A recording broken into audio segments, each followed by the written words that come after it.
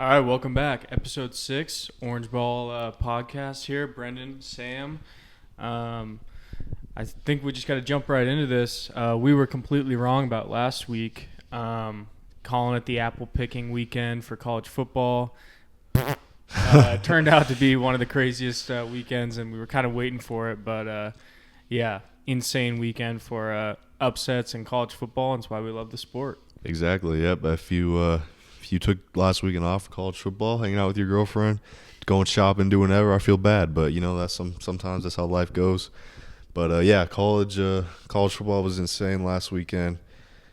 What was it, like 5 or 6 top teams lost? Yeah, I mean, we can jump right into talking about some of them. Yeah. So, I mean, to start out, you had Vandy, obviously the big win in Nashville, and just a crazy sequence. And honestly, what I took away a bunch from the Vandy-Alabama game is, like, really how great of a coach Nick Saban was. Mm-hmm. Because for a fact he circled on the schedule this Vanderbilt game. If he was the coach, this Vanderbilt game is something that needs to be taken very seriously because you win against Georgia, then you travel to Nashville, probably a little laid back, just kind of ease into it. But that Vandy team was ready to roll, and their quarterback, Diego Pavia, is kind of just like a feisty little quarterback. And, man, they were better than Alabama in that game. It wasn't a fluke to me. Wow, they beat them, and that was probably like the definition of a trap game. You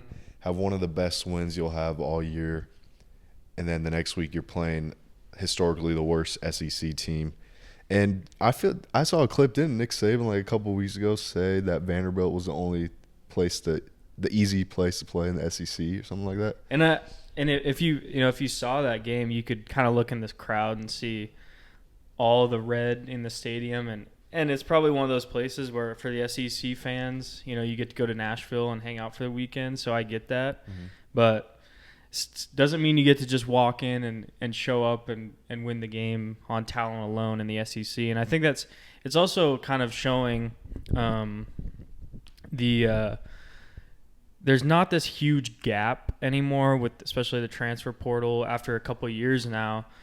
It's kind of showing itself where, historically, yeah, that game was 60-0, where Alabama just dominated that Vandy team. But now you're kind of seeing these little bits and pieces of teams like Vanderbilt getting a really good quarterback in the portal and being able to beat Alabama. It was pretty crazy. And then again in the SEC, Arkansas beats Tennessee. Tennessee was like, the offense was high-powered, and they only score, I think, 14 points in that game.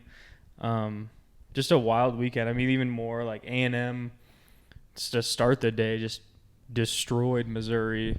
Yeah. That was like the first game of the day, and I mean, just wild sequences this weekend, and just kept going on too. Like UW beats Michigan in kind of a weird slugfest in Seattle, and then obviously the late night game with game day being in Berkeley, and it was pretty crazy. I'm sure that was the craziest game Cal's ever played in their home stadium in a long time. But yeah, it was awesome seeing Berkeley for game day. I don't know if you saw, but like before the gates even opened, they were tearing them down and rushing through to try to get up to the front row. And this may be an unpopular opinion, but I think when game day goes to these random locations such as Berkeley, it's a way better feel and environment than maybe the normal Tuscaloosa or the Texas or anything like that. I mean, like obviously the environment is still great, but they go there every year, and for a town like Berkeley who has never had it, those fans are just even more fired up and ready for it. Yeah, and you can tell too.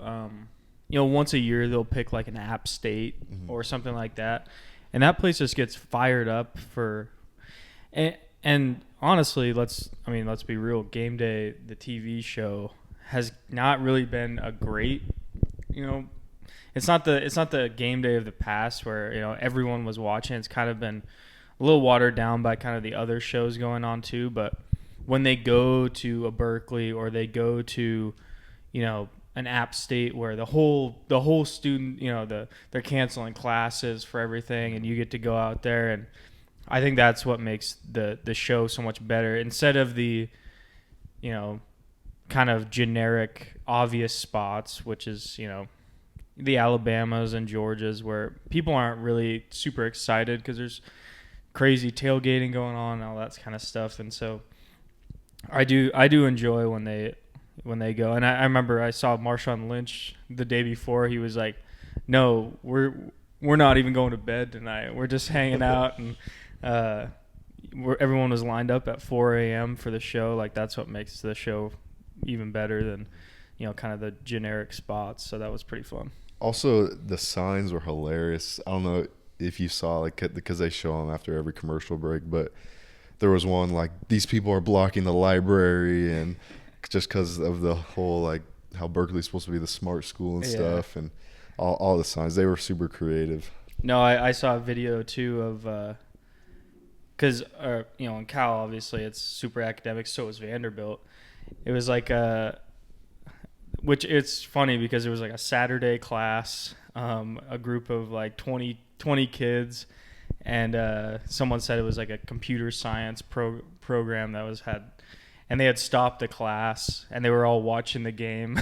But it was like, it just shows you like some of these schools that, they might even know football and care, but it is the SEC still, and it was just pretty funny to watch. But same with Cal, obviously, their academics are great, but they really showed that they care about some football over there. Yeah. So it was cool. Also, how awesome was it to see Vandy fans tear down the goalpost and march that thing all the way through Broadway? Yeah, into the river. My new favorite thing on Twitter is all the fan bases figuring out where they would take the goalpost to the closest body of water. Yeah.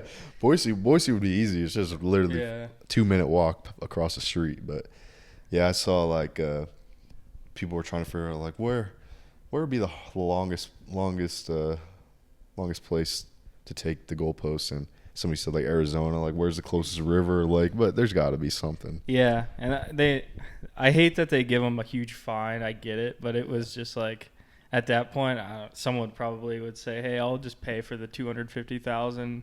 Let the kids have fun, man." Yeah. I'm always for field storming after that kind of stuff, and there's grumpy old men out there who hate it, and especially in college basketball with the court storming. Yeah. But hey, we know one. Yeah, and just say it. I think let the kids have fun, and you can't complain about, I'm sure everywhere around the country, there's people who complain about the students, and then when the students stay the whole game and rush the field, they complain about that. So you got to pick or choose. Do you want them to leave at half, or do you want them to stay the whole game and enjoy it? So one of the ideas I saw on how to pay for the fine was because the fire department retrieved the goalpost from the river, so they thought about cutting it up and auctioning off pieces to fans. That'd be super cool. Yeah. Apartment. That would be awesome. Just have it displayed in your man cave. But no, awesome weekend. Talking again, beating a dead horse here, but Ashton Jeanty. And he also got a lot of help this weekend with his Heisman odds, with Milroe losing. Nico over at Tennessee didn't have a great game. Like, he's actually favored in the odds right now, and he didn't play in the second half. 13 carries, 186, I believe, 3 touchdowns. It's just the first play, he touches the ball 60 yards to the house. I mean, it's insane what he's doing. As we said last podcast, I mean, it's the same thing, but I don't remember a guy who's so must watch on a college football field since Johnny Manziel, like we said. But I mean, first carry, touches the ball, touchdown. It's just like, that's just gonna happen. And I know there's some debate over whether to not play him in the second half. He probably could have got a few more series. He was the only starter out for the first 2 series in the second half, but like, you do have to protect him. And I thought he played too late in the Washington State game. Yeah, they were kind of just kept handing the ball off, and they were up by like 24.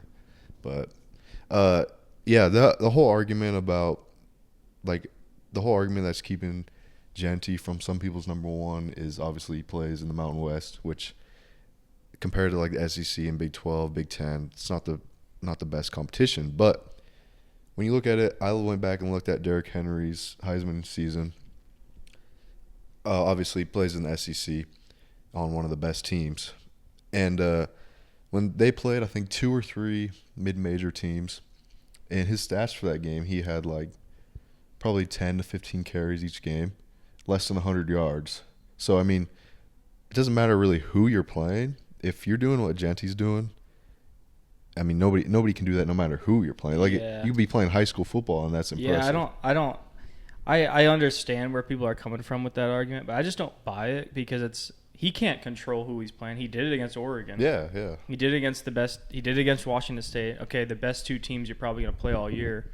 He did it. What else do you – I mean, he can't go out there and control the schedule and do that kind of stuff. Like, if he's going to go out – and I'm sure, Hawaii's not a great team. He'll probably do the same thing this weekend. And they probably won't play him the whole game. And there's no reason to if you're trying to make a run. But especially now that they're kind of – it's shown that they are – he is the offense. And there's no reason to have him – have 35 carries in a game that's meaningless in a game that you're going to win. So – I do understand, but 13 carries for 186 yards is crazy. So I saw one of those posts where it was like, this was his stat line. It actually brought his averages down. That's crazy. Yeah. Maddox had a great game too as well for on passing and stuff. And yeah, I think he played his the best QB game. thing is pretty much put to bed at this point. And again, I think that's what he's just asked to do. Like, he doesn't turn it over. He was accurate, had some great passes. He got like 10 receivers involved. Mm-hmm. Like, this is all you really ask for him. And now I'm even seeing like, which a lot of people are confused about the playoff system. And I'm glad that there's some people kind of showing the media, and especially like the East Coast bias type thing, it's around, it's obvious. But if the Big 12 keeps kind of destroying itself in ways where like Utah's lost, Cam Rising hasn't played, and all this stuff, and like if the Big 12 champ is ranked 19th and Boise State's the 4th highest ranked conference champion, they will get a bye. Yeah, that's pretty crazy. Like they may find a way to not make that happen later, but like this year, if they continue to climb the rankings and they win out and win the Mountain West Championship, they'll probably be ranked in the top 10. Yeah, and be the 4th highest ranked conference champion, which is crazy. Yeah, that is crazy to think about. But honestly, I would love to see Boise State host a playoff game. That's what I think. I think the challenge will be being with. I think they will make a.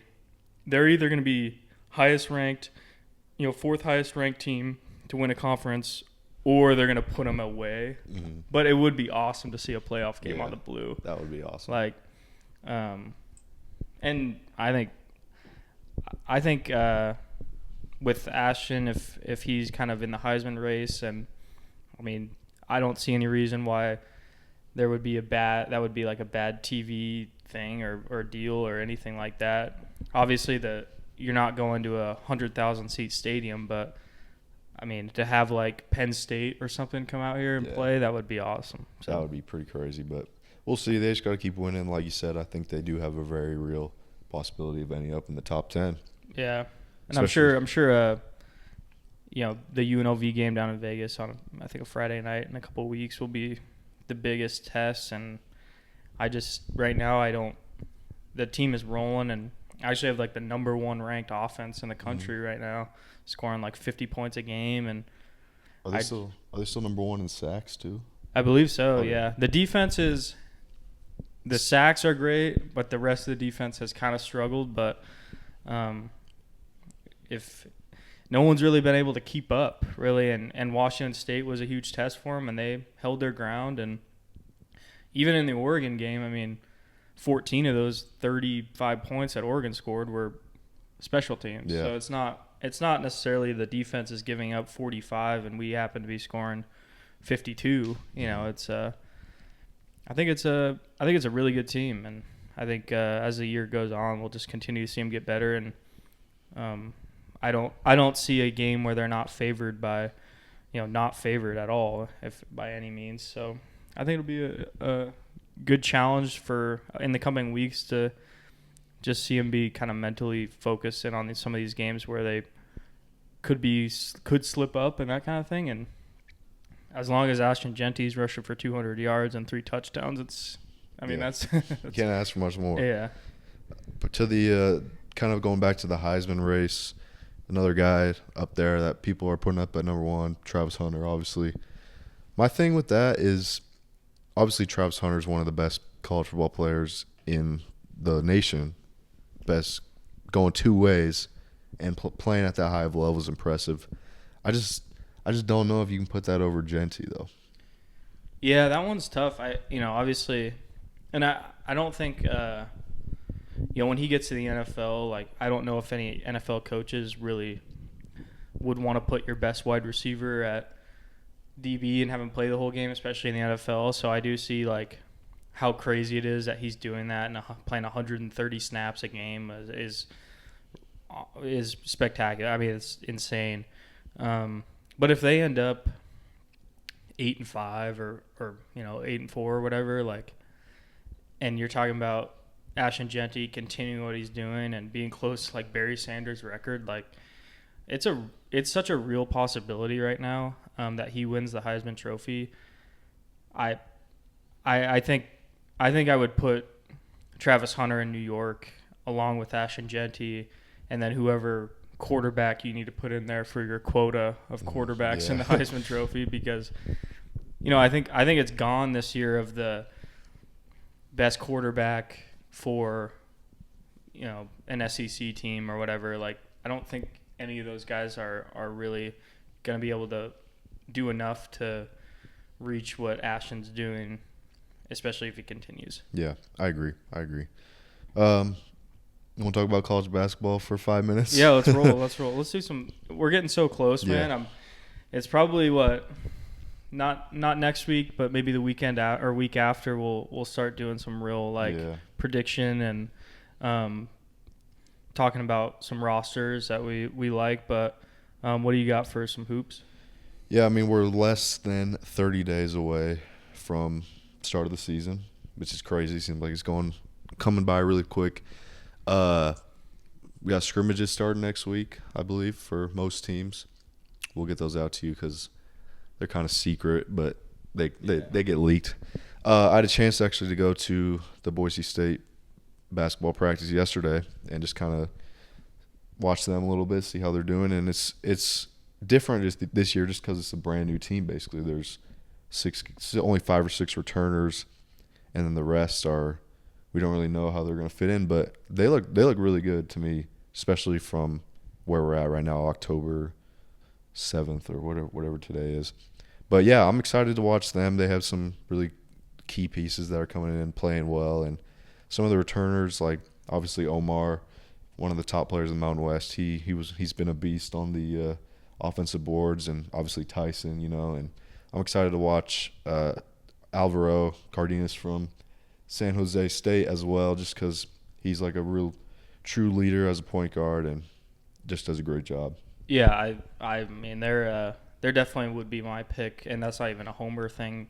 They would be my pick to win the Mountain West this year, just because I don't think San Diego State reloaded as much as they have in the past, and then I mean to have what you have coming back with Tyson and Omar, which was kind of a huge duo last year to win so many games. And if Tyson continues to roll, what he did at the end of the year was insane, and he was putting up numbers that were incredible, and also Omar scoring the ball, and he was hurt last year. Mm-hmm. I think there's a huge possibility that they win a ton of games, and they've got a great schedule that'll challenge them early with, Washington State. Clemson comes into town. They've lost some pieces, but that's a big game against an ACC opponent. Really excited for them. Really excited for the Mountain West. I think there's going to be a lot of good teams. I think New Mexico looks just as good as they did last year, and they made a big run, kind of at the late in the year to win the conference tournament. But I mean, you really, for Boise State, they added the best point guard in the league, who was on a kind of a struggling San Jose team, but he won them a lot of games in the past, and knows the conference well. He's not bringing up a guy that may not know what, knows every atmosphere in the conference, knows, has just never had the pieces around him to win a ton of games. And now he's going to be it's kind of that last shot for a lot of these guys. And they're going to be really good. I'm excited to watch them. Yeah. Also, another guy, Andrew Meadow, he looked really good yesterday. I'm excited to see what he can do, especially last year, just being a freshman, is just getting acclimated to college basketball. But yeah, I mean, even last year, the guy has no fear. He had no fear in putting up his jumper, and you know how hard he works, and he could shoot the blank out of the ball. But I think, and even the guys who were redshirting last year, I mean, we knew how good those guys are, and Chris Lockett and Ems coming back, is eligible, and a lot of these guys that are kind of going to be unknown in the conference are going to be probably super known come to the end of the year, especially on kind of the maybe second or third team in the league. I think Boise State will have flooded with a lot of those guys. So yeah, another thing I learned yesterday, Meadow was second in the nation for shot tracker attempts this last offseason. I knew that pretty well. Yeah, that dude gets dialed in on the on working on his game. Yeah. He's all hoops, and a lot of those. I mean, Boise State, just the depth that they have this year is going to be so big, and so many guys coming back. And you lost some key pieces for sure, but I thought the pieces that they added with, probably the biggest team in the league, I'd imagine, and they're going to be really fun to watch. I think, obviously still hunting for that NCAA tournament win, and that's so far away that you can't really focus on that right now. And, you just got to do what you got to do, and win these games, not, kind of avoid the slow start as some previous years have had, and then, beat a good Washington State team and be going into conference feeling good about yourselves. I think that's super important as well. Yeah, like you said, in the next few weeks we're going to be dialing in more on that. We're going to have some guests on finally, and just kind of preview the season, which I'm excited for. Yeah, dude, it's coming up. It's a good time, and we'll be going to a couple games and hopefully making it out to some games, maybe maybe try to make one down in Utah or something like that, and maybe make one in Oregon or Washington. It'll be fun. And kind of just first year, in a long time for me where I'm just able to, both of us just being able to be a fan of college hoops. You don't always get to follow everyone when you're kind of working on your own team and that kind of thing. So being able to just kind of sit back and watch everyone play and around the country as well, it will be super fun. So yeah. Well, we finally made it to this weekend, the so-called greatest college football day of all time by some people. You are actually going to the game of the week this week. Yeah, going down to Eugene. I think it might. Apparently, I didn't know this, but the first time it's been a top 5 matchup in Autzen Stadium. It's going to be pretty crazy. I'm sure Ohio State will travel really well, and they'll have their fan base there, and I'm really excited for it. I think it has the opportunity to be one of those classics, and you want to pick it? Yeah, might as well. Right. Yeah, let's do it. You go ahead first. Shoot, this is hard. I believe what is it? I think Ohio State moved up to 3. 3. Yeah. 3? Oregon started the year as a 3-point favorite, and it's flipped. Yeah. So, Man, I just don't know. Like, obviously Ohio State, some people say they haven't played anybody, which is fair. And on the other side, Oregon has kind of, for the first few games, struggled against teams that people thought they would blow out. But, I mean, they played well against Michigan State last weekend. And I think they're gonna continue that. Autzen Stadium, as you know, gets really loud and is a hard place to play. And especially this is the first year of the Big Ten. Ohio State traveling for this is their first travel game, right, of the year. So with all that, I'm gonna go Oregon. I think. great pick. I think they're gonna beat them. I saw a little note. Now that the Big Ten has started, with kind of the traveling, teams are 1-7 when traveling 2 time zones in the Big Ten. Wow. So Washington going to Rutgers, losing. USC last weekend going to Minnesota and lost. Michigan losing in Seattle. It is a tough thing to do with the travel. I don't know if that might just be a coincidence for the first couple of weeks. But yeah, I think both of these teams have played. Honestly, both these teams have kind of just done what they needed to do. Oregon obviously struggled the first 2 weeks. They've kind of found their groove, but both teams have played lesser opponents and finally get to play opponents that are I think Ohio State is the more talented team, but I think Oregon wins the game, and I think it's probably a overtime type game. I think it's just going to be kind of one of those slugfests. I think both defenses are really good, and I think both defenses kind of force the offenses to they take away the big plays and that kind of thing. I think both of them are good about that. So I think I like Oregon, by 7 or 3 or something like that. It's really close, though. I think it'll be a good game. Yeah, I'm excited to watch it. I know you're excited to go. You got to take some videos. Yeah, I know. I game day will be down there, and honestly, Eugene was one of those places that they kind of first realized, if we go to a place like this, they always show out on game day and have crowds and stuff. It'll be fun, and it is cool because they started at 6 a.m. local, and it just kind of builds up after 9 a.m. to this 4:30 kick, and I'd imagine it'd be a record crowd for that stadium, and super excited to go. So, and that's kind of another one. What I was saying earlier, they don't get a game day every single year in Eugene, so they're gonna be ready. And I think they had one a couple years ago, but there's not a ton of stuff to do in Eugene, especially at 6 a.m. Yeah, exactly. That's what I think the difference is. And I know the guys like Herb Street and all those guys have said it was a change because they're used to kind of the East Coast Southern teams where there's people are tailgating at that time, but you're talking about early stuff, and everyone's showing up at 5 and it's 4 a.m. and so the signs will be good and all that kind of stuff. So I'm excited to see that. But so big game, and then next one I have is Red River rivalry. Number 1 ranked Texas and Oklahoma going at it. Who do you got on that one? This is my by far favorite rivalry of the year. I just love it being at the Cotton Bowl, and half of it is burnt orange, half of it is red. It's always a great game, no matter how good or bad the teams are.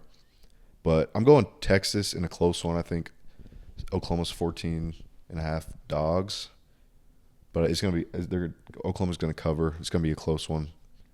Yeah, I agree with you on that. I saw someone say too, I can't remember who said it, but now that those two teams are in the SEC, that's always been an SEC rivalry, with the neutral site and the kind of pageantry behind that rivalry. That's always been kind of an SEC type feel.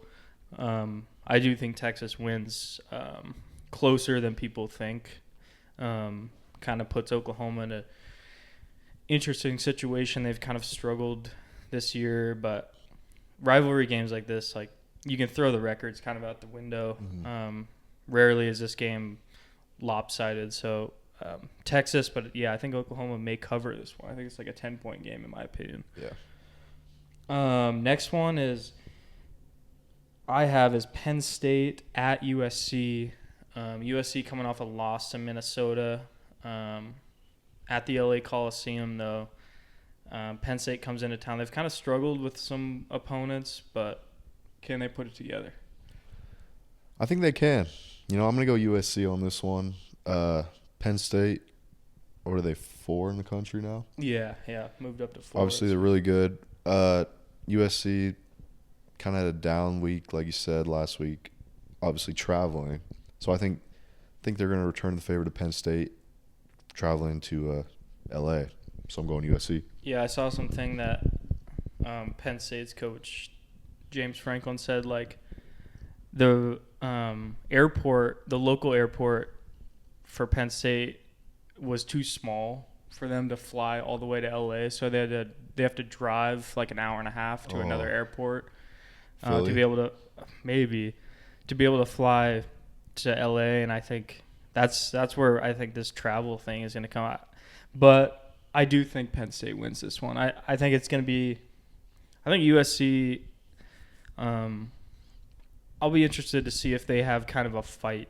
I think that's kind of been a problem with maybe Lincoln Riley's teams. Maybe, they obviously he's had some great teams, but, when they face adversity, do they kind of fold or they fight? And I think you'll kind of see them just continue to struggle with, they looked physical in kind of the early season matchups with LSU, and now, I don't know, Minnesota kind of took advantage of some things. So I think Penn State will probably do the same thing to them, and I'll take the Nittany Lions in that one.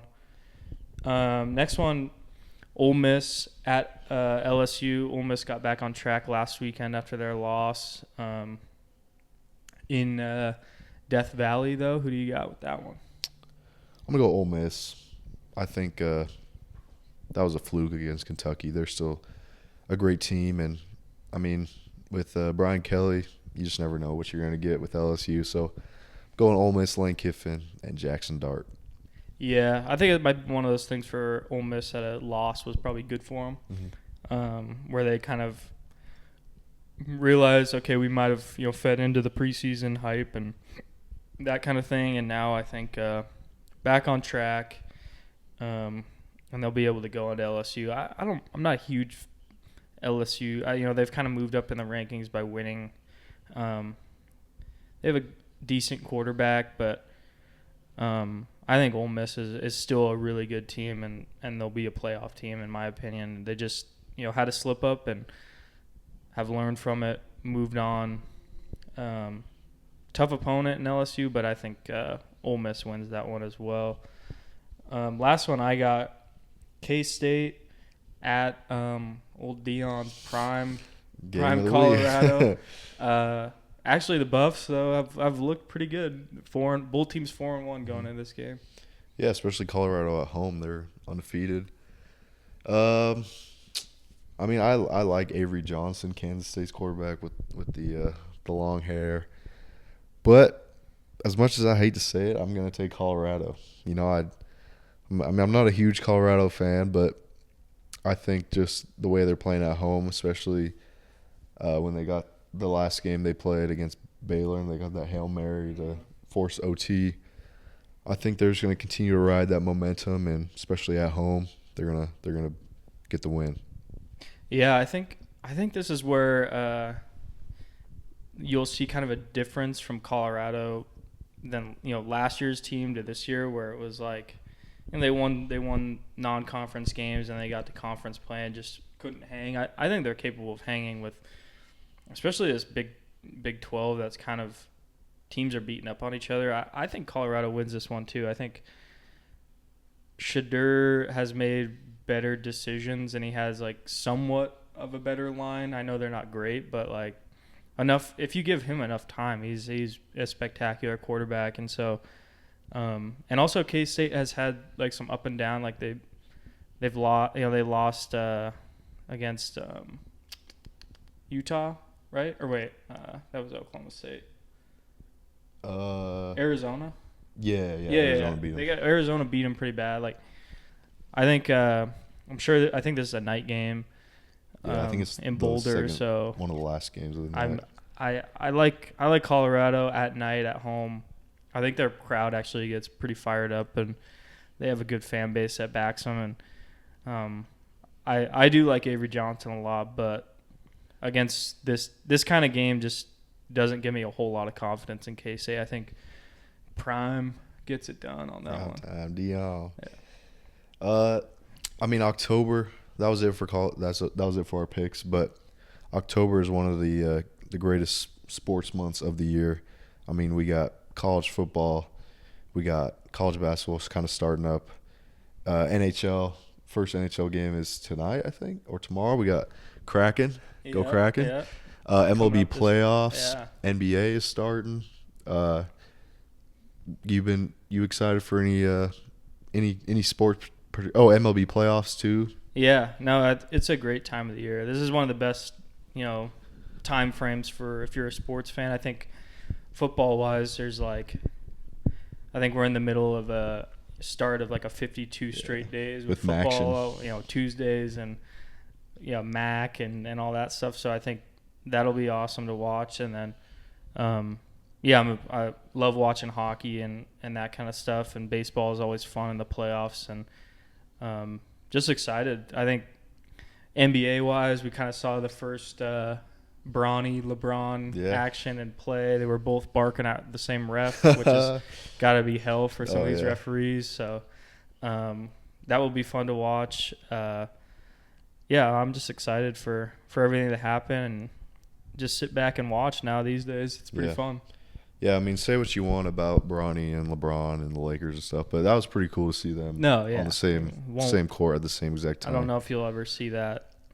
I don't know if anyone's really capable of playing that long at that high of a level to play with your son and have your son be a high enough level, regardless of what you think about him. He's on the roster, so it's like it's pretty neat to see that happening. And I don't know how much time he'll get during the regular season, but cool thing to see. I think I'm not the biggest LeBron fan in the world or anything like that, but the story is neat. So. Yeah. That reminds me of kind of like the Griffey father son. Absolutely. And speaking of Ken Griffey, he's on Boise State's campus for the game. One of his sons is he's a DB or safety, something like that. Yeah. Super cool. I wish I could have ran into him down there. Yeah, I know. RJ was saying he was doing his interview show that he does, kind of, and he was at the tailgate and he saw him. He's like, "Mr. Griffey, can I get you?" And he wasn't really that interested, I don't think, which I don't blame him. Yeah, he's probably got that all the time. But but that's pretty cool to see that big of a name at your local college sports. Especially for us guys who, I grew up with watching him as a Mariner and that kind of thing. It's pretty cool. A lot of good stuff going on. I'm excited, and obviously college hoops, there's going to be a ton to talk about in the next coming weeks once we start kind of previewing some matchups and looking at who's kind of the best of the best and who's kind of our sleeper teams for the year. And really, really fun season, I think, ahead of us. We're coming up close. Yeah, we might have to get a college basketball tour going or something. Yeah, I know, exactly. Travel. That's what kind of the plan would be, to go to some different games. And I always love going to college basketball games and seeing the different atmospheres and the different traditions that teams do. I think that's what makes the sport so great. That was one of my favorite things, is being a manager and just being able to go to places that I probably would have never gone. Mm-hmm. And I'm sure you feel the same. And I think that's what, being able to see these different places is cool. Yeah. I know, like, being a walk-on and being a manager, you don't get the glory or stuff, but you get to sit courtside at every single game and travel all these cool places. So that's definitely one of the coolest things. Well, man, I think that's about all I got. But that's me too. Yeah, fun weekend ahead of us. Finally, even though last week was chaotic in college football, we've kind of made it where these next rest of the season basically is great matchups after great matchups. Yeah, so let's turn it up. Exciting times. A lot of big games, and I'll be down there and probably having some videos coming out if I don't have too many cold drinks. Yeah. But Get live streamed down there. I'll have way too much fun doing that, and excited for Oregon, Ohio State, and obviously the only downside about going to games is you kind of miss out on the rest of the games of the week, but It's worth it. it was definitely going to be worth it, I think. So Yeah. I'm excited for that. Well, sweet. Yeah, that's all Yeah. I got too. But Well, thank you guys for watching and listening. Make sure to subscribe to us on YouTube and Spotify. We'll have some stuff coming out this week, and then next couple of weeks we're planning on some on interviews and stuff like that, and start to get in some college basketball stuff. But thank you guys again. yep, thank you.